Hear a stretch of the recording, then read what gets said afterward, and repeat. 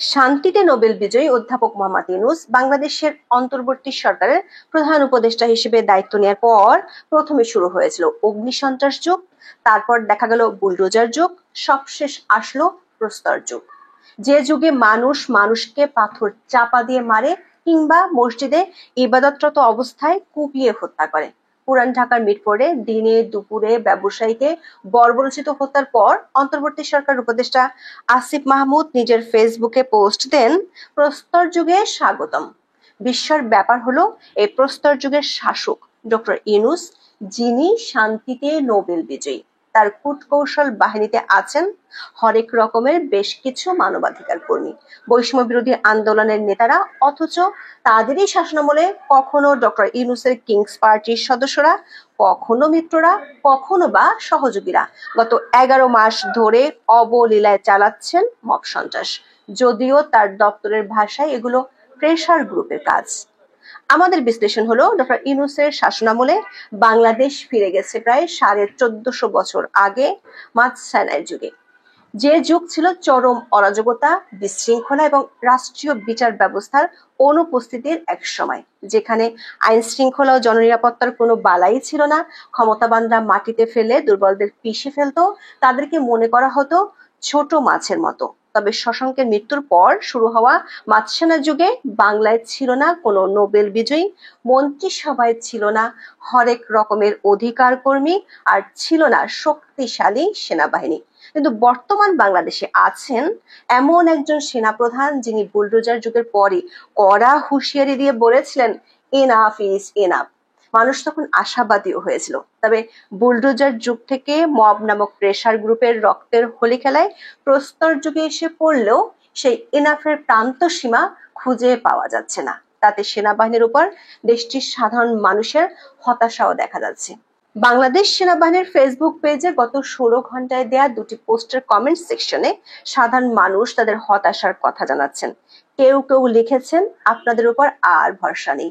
কেউ স্মরণ করিয়ে দিচ্ছেন গত বছরের 5ই আগস্টের পর সেনাপ্রধান দেশ ও দেশের মানুষের দায়িত্ব নেয়ার কথা। আবার কেউ এমন পরামর্শ দিচ্ছেন, প্রয়োজন হলে মঈনুদ্দিন ফখরুদ্দিনের মতো কঠোর হন। এর অর্থ হলো বাংলাদেশের মানুষ যে কোনো মূল্যে শান্তি চায়। প্রশ্ন হলো, নোবেল পদকের খাঁচের মধ্যে গুম হয়ে যাওয়া শান্তির দেখা কি আদৌ মিলবে বাংলাদেশে, নাকি মাতসানার যুগের মতো 100 বছর ধরে অরাজকতা চলতে থাকবে? বিস্তারিত জানতে চলুন যাওয়া যাক বিশ্লেষণে।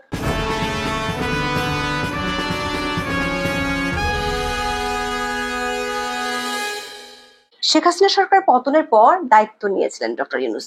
তার দায়িত্ব নেওয়ার সময় থেকে শুরু হয় অগ্নিসন্ত্রাস। আওয়ামী লীগের নেতাকর্মীদের নিধনের নামে দেশের প্রত্যন্ত অঞ্চলে আওয়ামী লীগ ও তার সহযোগী সংগঠনের নেতাকর্মী এবং সংখ্যালঘুদের বাড়ি ঘরে দেওয়া হয় আগুন। 5 ফেব্রুয়ারি স্বাধীনতার স্মৃতি বিজড়িত ধানমন্ডির 32 নম্বরের বাড়িটি ঘোষণা দিয়ে সরকারি বুলডোজার দিয়ে ভাঙা হয়। উপদেষ্টা হয়েও 32 নম্বরের বাড়িটি ভাঙার মতো বেআইনি কাজে প্রত্যক্ষ মদদ দিয়েছে সরকারের উপদেষ্টারা। ওই রাত থেকে শুরু হয়েছিল বুলডোজার সন্ত্রাস। সে তাণ্ডবের সাথে চলতে থাকে দেশব্যাপী মব সন্ত্রাস। কখনো আদালত পাড়ায়, কখনো শিক্ষাঙ্গনে, কখনো রাত দুপুরে ঘুমন্ত মানুষের বাড়ি বাড়ি ঢুকে ফ্যাসিস্টদের দোসর ধরার নাম করে চলছে তাণ্ডব। এর আগে দিনে দুপুরে রাস্তায় চাপাতি দিয়ে মানুষ কোপাতে দেখা গেছে কয়েকবার। এমনকি সন্ত্রাসীদের থানা থেকে ছাড়িয়ে আনছে ইউনূসের নিয়োগকর্তারা। দায় নেওয়া তো দূরে থাক, বরং প্রেসার গ্রুপ হিসেবে সরকার এসব ফৌজদারি অপরাধীদের পিঠ চাপড়ে এসেছে। আর সেই রাষ্ট্রহীন রাষ্ট্রের চেহারাই ফুটে ওঠে পুরান ঢাকার মিরপুরের সামনের পৈশাচিক হত্যাকাণ্ডে। মব সন্ত্রাসের সব অরাজকতা সবকিছুকে ছাড়িয়ে গেছে 11 জুলাই। একদিনেই এমন 3টি ঘটনা সামাজিক মাধ্যমে ভাইরাল হয়, যা দেখে মনে হবে ইউনূসের বাংলাদেশে নৃশংসতাই যেন নিউ নরমাল। ঢাকার জনবহুল এলাকায় দিনে দুপুরে এক ব্যক্তিকে পিটিয়ে ইট পাথর দিয়ে থেতলে হত্যা করা হয়েছে। খুনের পর মৃতের দেহের উপর নেচে উল্লাস করে হত্যাকারীরা। তার আগে মৃতকে বিবস্ত্র করে খুনিরা। গত 11 মাস ধরে শত শত মাজার, সংখ্যালঘুদের উপর আক্রমণ হয়েছে, নারী বিদ্বেষী চূড়ান্ত ভাষার ব্যবহার হয়েছে পাবলিক সমাবেশে, উগ্রপন্থীরা হুঙ্কার দিয়েছে, যার ধারাবাহিকতায় উগ্রবাদীদের চাপাতির আঘাতে রক্তাক্ত হয়েছেন মসজিদের খতিব। খুলনার দৌলতপুরে বিএনপি নেতাকে নিজের বাসার সামনে গুলি করে রক কেটে হত্যা করা হয়েছে। সিসিটিভির ফুটেজ ভাইরাল হওয়ায় মিটফোর্ডের নৃশংস খুনের ঘটনায় সরকার কয়েকজনকে গ্রেপ্তার করে। হত্যাকারীরা যুবদলের সদস্য হওয়ায় ব্যাপক সমালোচনার মুখে পড়ে বিএনপি। বিএনপির পক্ষ থেকে সেই গতানুগতিক বহিষ্কার আদেশ আসে। কেন বলছি লোক দেখানো বা গতানুগতিক, সেটি জানতে দেখে নেই ডয়েচে ভেলের এই প্রতিবেদনটি। 5 জুলাই প্রকাশিত এই প্রতিবেদনটিতে বলা হয়েছে, গত বছরের 5 আগস্টের পর থেকে এখন পর্যন্ত বিএনপি ও সহযোগী সংগঠনের প্রায় ৩,২০০ নেতা কর্মীর বিরুদ্ধে সাংগঠনিক ব্যবস্থা নেওয়া হয়েছে। এর মধ্যে বিএনপি নেতাকর্মী আছেন ১,৮০০ জন। তাদের মধ্যে ৮০০ জনকে বহিষ্কার, ৫০ জনের পদ স্থগিত, অন্তত ৭০০ জনকে কারণ দর্শানো নোটিশ, ১০০ জনকে সতর্ক এবং ১৫০ জনকে সাংগঠনিক শৃঙ্খলা ভঙ্গের নোটিশ দেওয়া হয়েছে। তবে কাগজে কলমে বহিষ্কারের পরেও অনেকের দাপট একটুও কমেনি। বিএনপি যাদের বিরুদ্ধে ব্যবস্থা নিয়েছে তাদের অনেকেই আবার দলে ফিরেছেন। তাদের আবেদনের ভিত্তিতে বহিষ্কারাদেশ প্রত্যাহারও করা হচ্ছে। ফলে সারা দেশে তুমুল দাপটে অপরাধে জড়াচ্ছেন বিএনপি নেতাকর্মীরা। কিংস পার্টি হিসেবে পরিচিত এনসিপি চিত্র আরো ভয়াবহ। ডয়েচে ভেলে বাংলার প্রতিবেদনে বলা হয়, কেবল কারণ দর্শানোতেই সীমাবদ্ধ আছে এনসিপি। তারা কাউকে দল থেকে চূড়ান্তভাবে বহিষ্কার করেনি। শৃঙ্খলা কমিটি অভিযোগের তদন্ত করিয়ে যাচ্ছে, যে তদন্ত নেভার এন্ডিং। মিরপুরে টর্চার সেল খুলে চাঁদাবাজির সব প্রমাণ পেয়েও বৈষম্য বিরোধী নেতাদের বিরুদ্ধে কোনো ব্যবস্থা না নিয়ে উল্টো তাদের নিয়ে বৈঠক করছেন এনসিপি নেতারা। যখন সরকারের নাকের ডগায়, সরকারের নীরবতায়, কখনো কখনো পৃষ্ঠপোষকতায় সন্ত্রাস বেড়ে রক্তের হোলি খেলা হয়ে গেছে, তখন উপদেষ্টা আসিফ মাহমুদ স্বীকার করলেন তার সরকার দেশটিকে 11 মাসের মধ্যে প্রস্তর যুগে নিয়ে গেছে। তিনি নিজের ফেসবুকে লিখেছেন, প্রস্তর যুগে স্বাগতম। কেউ ইতিহাস থেকে শিক্ষা নেবে না, ধন্যবাদ। তার সে পোস্টে বেশিরভাগ মন্তব্যই ডক্টর ইউনূস সরকারের সমালোচকদের। বেশিরভাগ মানুষ বলছে অন্তর্বর্তী সরকার মানুষের নিরাপত্তা দিতে ব্যর্থ, তাই তাদের পত্রপাঠ বিদায় নিয়ে চলে যাওয়া উচিত। একজন লিখেছেন, ডক্টর ইউনূসের শাসনামলে প্রস্তর যুগে ফেরত গেলাম। খোদ সরকারি প্রতিষ্ঠান বাংলাদেশ পরিসংখ্যান ব্যুরোর জরিপে উঠে আসছে মানুষের ভয়ের কথা, মানুষের নিরাপত্তাহীনতার কথা। ডিএমপির অতিরিক্ত কমিশনার এস.এন. নজরুল ইসলাম পুরান ঢাকার ঘটনা নিয়ে সমকালকে বলেন, এমন বিভৎসতা তিনি আগে দেখেননি। তিনি বলেন, মানুষের মধ্যে অস্থিরতা কাজ করছে, তরুণদের একটা অংশ নিয়ন্ত্রণের বাইরে চলে যাচ্ছে। সমাজে শৃঙ্খলা ও ঐক্য বজায় না থাকলে বিপদ আরো বাড়বে। রক্তাক্ত লাশের উপর যা হয়েছে সেটি অবর্ণনীয়। এই আচরণ চিন্তার বাইরে। দর্শকের আশঙ্কার কথা সেনাপ্রধান জেনারেল ওয়াকারুজ্জামান জানিয়েছেন গত 25শে ফেব্রুয়ারি তার এক বক্তব্যে। জাতীয় শহীদ সেনা দিবসে রাওয়া ক্লাবে এক অনুষ্ঠানে তার সেই বক্তব্য আলোড়ন তুলেছিল সারা দেশে। হানাহানি বন্ধ করে সবাইকে এক টাকার আহ্বান জানিয়েছিলেন সেনাপ্রধান। করতে পারেন, নিজেরা যদি কাদা ছোড়াছুড়ি করেন, মারামারি কাটাকাটি করেন, এই দেশ এবং জাতির স্বাধীনতা সার্বভৌমত্ব বিপন্ন হবে। আমি আজকে বলে দিলাম, নাইলে আপনারা বলবেন যে আমি আপনাদের সতর্ক করিনি। আমি সতর্ক করে দিচ্ছি আপনাদের। আমার অন্য কোনো আকাঙ্ক্ষা নাই, আমার একটাই আকাঙ্ক্ষা, দেশ এবং জাতিটাকে একটা সুন্দর জায়গায় রেখে ছুটি করা। I had enough. For last 7-8 months I had enough. আমি চাই দেশ এবং জাতিকে একটা সুন্দর জায়গায় রেখে আমরা সেনানিবাসে ফেরত আসবো। কিন্তু সেনাপ্রধানের সেই সুন্দর জায়গায় দেশকে রেখে যাওয়ার স্বপ্ন গত 4 মাসে দুঃস্বপ্ন হয়ে গেছে। পুলিশ সদর দপ্তরের তথ্য অনুযায়ী গত মার্চ থেকে জুন এই 4 মাসে সারা দেশে খুন হয়েছে 1336 জন। বাংলাদেশের 54 বছরের ইতিহাসে যে কোনো 4 মাসের মধ্যে সবচেয়ে বেশি হত্যাকাণ্ডের তথ্য এটি। এমন নৃশংস ভয়াবহ পরিস্থিতিতে দেশের মানুষও ক্ষুব্ধ। বাংলাদেশ সেনাবাহিনীর যে ফেসবুক পেজ, সেখানে গত 16 ঘন্টায় 2টি পোস্ট দেওয়া হয়েছে। সেই 2টি পোস্টে মানুষ ওই পোস্টের বিষয়বস্তুর বাইরে গিয়ে নিজেদের উদ্বেগের কথা জানাচ্ছেন।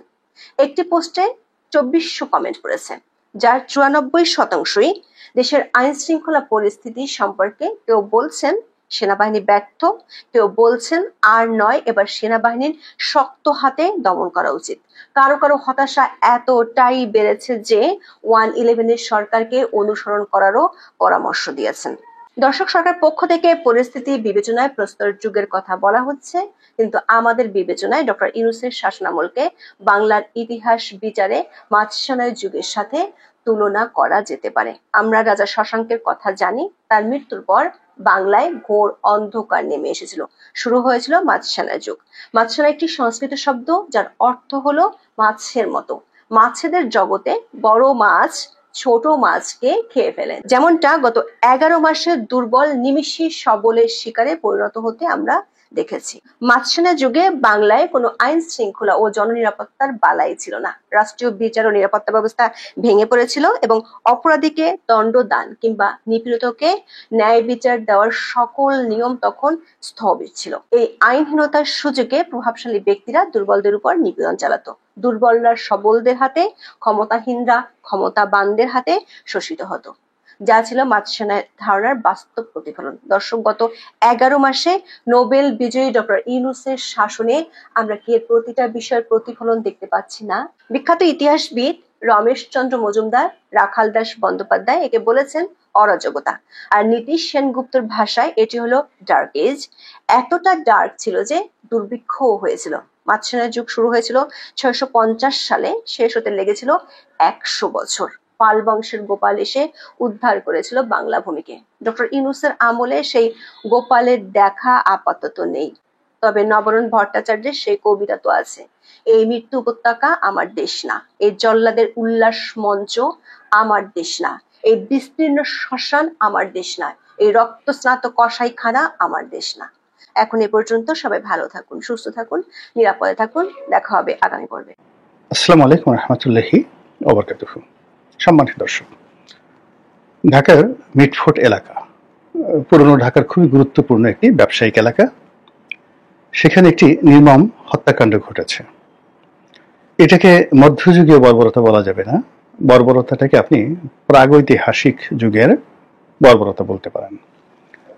মধ্যযুগে যখন কাউকে হত্যা করা হতো বা খুন করা হতো, সেখানে খুন করার জন্য অনেক অত্যাধুনিক অস্ত্র ছিল, তলোয়ার ছিল, ছুরি ছিল, আরো অনেক কিছু। কিন্তু প্রাগৈতিহাসিক যুগে যখন কোনো অস্ত্র আবিষ্কার করা হয়নি, যখন আগুন জ্বালাতে হতো পাথরে এবং পাথরে ঘষে, এবং যখন পাথর দিয়ে যে অস্ত্র তৈরি করার, ঢাল সুরকি তৈরি করার যে প্রাথমিক স্তর, ওটাও আবিষ্কৃত হয়নি, তখন মানুষ যে উন্মত্ততা দেখাতো, পাশবিকতা দেখাতো, সেটি হলো বড় কোনো লাঠি বা ভারী কোনো পাথর দিয়ে প্রতিপক্ষকে আক্রমণ করত। এরকম একটা নির্মমতা এবং নিষ্ঠুরতা প্রাগৈতিহাসিক যুগে ছিল। এবং রাহুল শঙ্করায়তন নামে একজন বিখ্যাত লেখক আছেন, তার একটা বই আছে ভলগা থেকে গঙ্গা। তো সেখানে সেই প্রাগৈতিহাসিক যুগের নিষ্ঠুরতা, স্বামী স্ত্রীর সম্পর্ক, সমাজে যৌনতা, পরিবার, এগুলো নিয়ে উনি একটা কাল্পনিক চিত্র আবিষ্কার করেছেন বা লিখেছেন। খুবই বিতর্কিত বই ভলগা থেকে গঙ্গা। সেখানে গেলে আপনি সেই প্রাগৈতিহাসিক যুগের সেই রাহুল শঙ্করায়তনের সেই বইতে সবকিছু পাবেন। তো ঠিক ওইরকম একটা ঘটনা ঘটেছে পুরনো ঢাকার মিটফোর্টে। ঘটনা আমরা যতটা জেনেছি সেটা হলো যে যারা আক্রমণ করেছেন তারা বিএনপির সমর্থক বা কর্মী, আর যাকে হত্যা করা হয়েছে তিনিও বিএনপির কর্মী। দুই গ্রুপের মধ্যে ব্যবসায়িক দ্বন্দ্ব, সংঘাত, মারামারি ছিল, রেষারেষি ছিল, এবং এরা খুব বড় ব্যবসায়ী নয়, একেবারে গরিব ভাঙ্গারি ব্যবসা করে। যারা মেরেছে তারাও কেউ কাটা কেউ নন, আর যিনি মরেছেন তিনিও কেউ কাটা কেউ নন। কিন্তু এখানে যে পদ্ধতিতে এই হত্যাকাণ্ডটি ঘটানো হয়েছে, এতে বিএনপির জন্য অনেকগুলো অশনি সংকেত চলে এসেছে। প্রথমত, এখানে সারা বাংলাদেশে পক্ষ এবং বিপক্ষ, তারা বিএনপি, অন্তর্দ্বন্দ্ব বিএনপি, এবং এ যাবৎকালে প্রায় 150 থেকে 200 লোক খুন হয়েছে কেবলমাত্র বিএনপির এই অন্তর্দ্বন্দ্বের কারণে সারা বাংলাদেশে। এবং সেই অন্তর্দ্বন্দ্বটি যে কতটা ভয়াবহ, কতটা নির্মম, নিষ্ঠুর এবং প্রাগৈতিহাসিক, এটা এই মিটফোর্ড হত্যাকাণ্ডের মাধ্যমে ফুটে উঠেছে। এখানে যাকে মারা হয়েছে তাকে মারতে মারতে উলঙ্গ করে ফেলা হয়েছে, পরনে শুধুমাত্র একটা জায়গা ছিল। এবং যিনি মেরেছেন বা যারা মেরেছেন তারা শিওর হতে পারেননি যে এই লোকটি মরেছে কিনা। তো এই লোকটি মরেছে কিনা তা প্রমাণের জন্য তারা একটা বড় একটা পাথর দিয়ে তাকে আঘাত করেছে, একেবারে সেই আদিম মানুষের মতো করে। তো যিনি জ্ঞান হারানো অবস্থায় রাস্তায় উলঙ্গ হয়ে শুয়েছিলেন পিটুনিতে, তার দেহে প্রাণের সঞ্চার ছিল তখনও পর্যন্ত, তিনি হয়তো জ্ঞান হারিয়েছিলেন, কিন্তু ওই পাথরের আঘাতে তিনি আবার সামান্য নড়াচড়ার চেষ্টা করেন। ঠিক ওই অবস্থায় হত্যাকারী আবার পাথর উঠিয়ে তাকে দ্বিতীয় দফা তৃতীয় দফা উপর্যুপরি আঘাত করে, সেই পাথরে আঘাত করে তার মৃত্যুটিকে নিশ্চিত করেন। এবং এই ছবি সামাজিক মাধ্যমে ছড়িয়ে পড়ার পর সারা বাংলাদেশের মানুষের হৃদয়ে, মন এবং মস্তিষ্কে নানা রকম প্রশ্ন এসেছে। স্বাভাবিক যে প্রশ্ন সেটি হলো যে বিএনপি এত নিষ্ঠুর হতে পারে? বিএনপির মধ্যে অন্তর্দ্বন্দ্ব, মারামারি, কাটাকাটি এত খারাপ অবস্থা যেতে পারে? তৃতীয়ত হলো যে এই কাজগুলো ঢাকা শহরে হচ্ছে, সারা বাংলাদেশে হচ্ছে, দল হিসেবে বিএনপি কি করছে? তারা তো কিছুই নিয়ন্ত্রণ করতে পারছে না। এরপরে ব্যাপার হলো যে এই সকল ক্ষেত্রে যেখানে চাঁদাবাজি জড়িত, ব্যবসা বাণিজ্য জড়িত, এর কমিশনগুলো হাত বেহাত হয়ে কোন পর্যায়ে আসে, তারা পায়। এর কারণ হলো যে এই ধরনের অপরাধ এর একটা চেইন অফ কমান্ড থাকে, এর একটা সিন্ডিকেট থাকে। তো বিএনপির এই যে যিনি হত্যা করলেন এবং যিনি হত্যাকাণ্ডের শিকার হলেন, তাদের এই অপকর্মের সাথে কোন পর্যায়ের বিএনপি নেতাকর্মী জড়িত, কত টাকা জড়িত এবং সেই টাকা কোথায় কোথায় যাচ্ছে, আর এর দায় দায়িত্ব কার, এই প্রশ্নগুলো স্বাভাবিকভাবে আসছে। দ্বিতীয় যে প্রশ্নটি আসছে যে বিএনপি এখনো রাষ্ট্র ক্ষমতায় যায়নি। তো রাষ্ট্র ক্ষমতায় না যেতেই তারা যদি এত নির্মম হতে পারে, এত নিষ্ঠুর হতে পারে, এই দলটি যদি আবার ক্ষমতায় আসে, তাহলে তারা তো পুরো দেশকে আয়ামের জাহিলিয়াতের চাইতেও খারাপ বানিয়ে ফেলবে। এই যে নিষ্ঠুরতা দেখানো হলো, পাথর মেরে মানুষ হত্যা, এই ঘটনা তো বাংলাদেশে কখনো আমরা দেখিও নি, শুনিও নি। আর এইভাবে যে কাউকে মারা যায় এ কথা আমরা কল্পনাও করিনি। এই নিষ্ঠুরতা বিএনপি শিখলো কোত্থেকে? এই জিনিসগুলো আলোচনা হচ্ছে ইন জেনারেল, এবং এটার মধ্যে অন্য কোনো রাজনীতি নেই। কিন্তু এই নির্মম ঘটনাটিকে বিএনপি যারা রাজনৈতিক প্রতিপক্ষ তারা ক্যাশ করেছে, তারা এটাকে গ্রহণ করেছে এবং বিএনপিকে হেয় করার জন্য, তারেক রহমান সাহেবকে রাজনীতি থেকে মাইনাস করার জন্য তারা সর্বশক্তি নিয়ে মাঠে নেমেছে কয়েকটি কারণে। প্রথম কারণ হলো যে কয়েকটি রাজনৈতিক দলের সঙ্গে ইতিমধ্যে বিএনপির একেবারে অহিনকুল দা কুমড়ার সম্পর্ক হয়ে গেছে, এবং সেই রাজনৈতিক দলগুলোর হাতে বিএনপির কয়েকজন নেতা ইতিমধ্যে হত্যাকাণ্ডের শিকার হয়েছেন, বিশেষ করে খুলনাতে, এবং সেখানে রক কাটার মতো ঘটনা ঘটেছে এবং সেটিকে বিএনপি ক্যাশ করতে পারেনি এখন পর্যন্ত। তো এখন দেখা গেল যে বিএনপি যদি এটাকে ক্যাশ করে আবার সেই রক কাটার কথা আসে, আবার সেই হত্যাকাণ্ডের কথা আসে, তাহলে বিএনপি যারা প্রতিপক্ষ তারা ব্যাকফুটেজে চলে যাবে। তো কাজেই বিএনপির যারা প্রতিপক্ষ তারা অহলনে ছাড়েন। অর্থাৎ ধরুন যেই দিন মিটফোর্ডের হত্যাকাণ্ড ঘটেছে, প্রস্তুর যুগের হত্যাকাণ্ড ঘটেছে, তার 2 দিন পরে খুলনার ঘটনা ঘটেছে। খুলনার ঘটনা যেদিন ঘটেছে তার পরের দিনই দেখা গেল বিএনপি যারা প্রতিপক্ষ তারা এরকম ভাবে মিটফোর্ডের ঘটনাটা ক্যাশ আউট করেছে, যাতে করে বিএনপি তাদের লোকদের যে রক কেটে দিয়েছে বা মেরে ফেলেছে এই কথাটা উচ্চারণ করার জন্য তারা সুযোগ না পায়। তো এই পলিটিক্সে বিএনপি খুব নির্মম অবস্থায় পড়ে গেছে। আগে যেটা বলছিলাম যে ঘটনাটা এমন ভাবে ঘটেছে যে এটা সাধারণ মানুষের হৃদয়ে দাগ কেটেছে, এবং এই দৃশ্য যেহেতু ইন্টারনেটের মাধ্যমে ছড়িয়ে পড়েছে, এক্ষেত্রে এটার পক্ষে এটা টু শব্দ করার মতো ক্ষমতা বিএনপির নেই। এবং এর ফলে কি হলো, ঢাকা বিশ্ববিদ্যালয় বুয়েটের যারা সাধারণ ছাত্রছাত্রী তাদের সঙ্গে যদি এনসিপির নেতৃত্ব থাকে, তাদের সঙ্গে যদি সমন্বয়কদের, বৈষম্য বিরোধী ছাত্র আন্দোলনের সমন্বয়কদের যোগসাজশ থাকে, তাদের সঙ্গে যদি অন্যান্য ছাত্র সংগঠন, অন্যান্য ছোট ছোট রাজনৈতিক সংগঠন যারা অতি সম্প্রতি বিএনপি থেকে বের হয়ে এসছে এবং তারেক রহমানকে এখন তারা যে কোনো মানুষের চেয়ে বেশি ঘৃণা করে, কারণ বন্ধু যখন শত্রু হয়ে যায় তখন এর চাইতে আর শত্রুতা থাকে না। তো এরকম কিছু মানুষ অতি সম্প্রতি তারেক রহমানের শত্রু হয়ে গেছে তারা, এবং যারা রাজনৈতিকভাবে বিএনপির অহিনকুল সম্পর্কের প্রতিপক্ষ, তো তারা সবাই এখানে বাতাস দিয়েছে। এখন সবাই বাতাস দিয়েছে, এটি কি ফ্যানের বাতাস, হাত পাখার বাতাস, নাকি এটি দাড়িপাল্লার বাতাস, সেটা আমরা এখন বলতে পারবো না। কিন্তু বাস্তবতা হলো যে আমি আজকের এই ভিডিওটি করছি শনিবার, কিন্তু শুক্রবার দিন সন্ধ্যার পর পুরো ঢাকা সহ সারা বাংলাদেশ উত্তাল ছিল, এবং সেখানে বুয়েটের মতো, ঢাকা বিশ্ববিদ্যালয়ের মতো জায়গাতে মানুষের ক্ষোভ এমন একটা পর্যায়ে চলে গেছে বিএনপিকে নিয়ে এবং তারেক রহমান সাহেবকে নিয়ে, যে অশ্লীল, যে অশ্রাব্য স্লোগান সাধারণ ছাত্রছাত্রীরা দিয়েছে। এইরকম অশ্লীল এবং অশ্রাব্য ভাষা রাজনীতিতে আমাদের জীবনে কখনো হয়নি।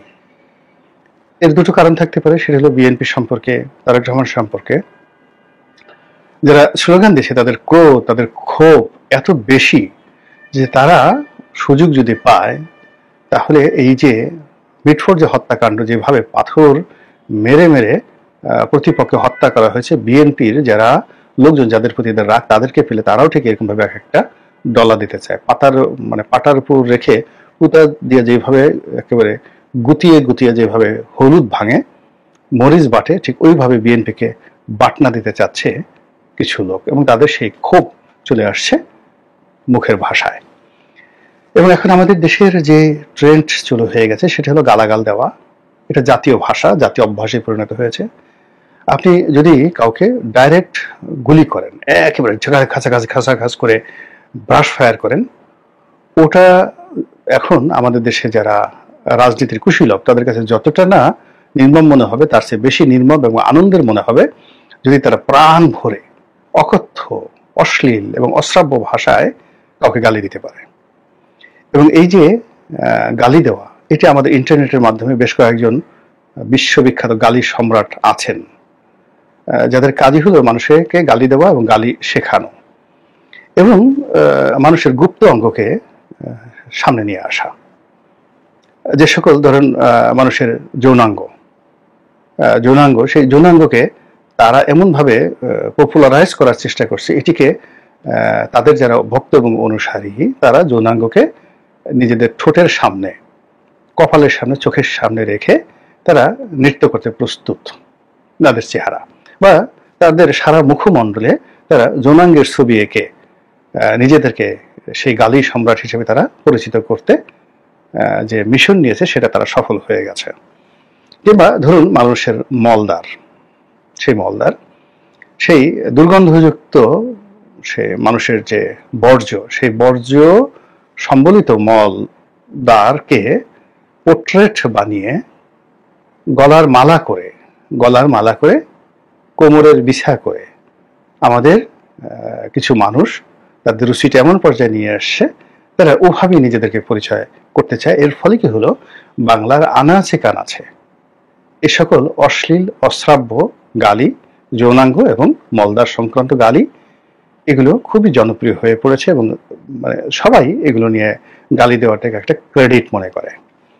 এবং আপনি ফেরেশতা হন, আপনি ওলি আল্লাহ হন, আপনি রাজনৈতিক নেতা হন, আপনি প্রধানমন্ত্রী হন, প্রধান উপদেষ্টা হন, ডাজ নট ম্যাটার, যারা গালি দিচ্ছেন তারা আপনাকে এই দুটো জায়গাতে, অর্থাৎ যৌনাঙ্গ এবং মলদার, এই দুটো জায়গার মধ্যে একবার ভরবেন, আবার বের করবেন, একবার ঘষাঘষি করবেন, এবং দুর্গন্ধে চারিদিকে সেই দৃশ্য যখন মানুষের কাছে চলে আসবে এবং মানুষ যখন নাক ছিটকাবে, তখন তাদের মধ্যে যে পাশবিকতা সেটা আনন্দ লাভ করবে। এবং ঠিক সেই অভ্যাসটি আমরা দেখলাম এইবার এই ঘটনায়। তারেক রহমান সাহেবকে নিয়ে গালি দিচ্ছে, কি টিনের চালে কাউয়া তারেক রহমান ড্যাশ, বুঝতে পারছেন ব্যাপারটা? তালিবস সহায়কারের শাহ, ওইটা দিয়ে মানে আগে যেটা বললাম যৌনাঙ্গ তারা সামনে নিয়ে আসছে, তারেক রহমানকে সরাসরি ওটার সঙ্গে তুলনা করছে যে ওটা তারেক রহমান। তারপরে শেষে বলার চেষ্টা করছেন যে 1 2 3 4 তারেক রহমানের ঢ্যাস মার।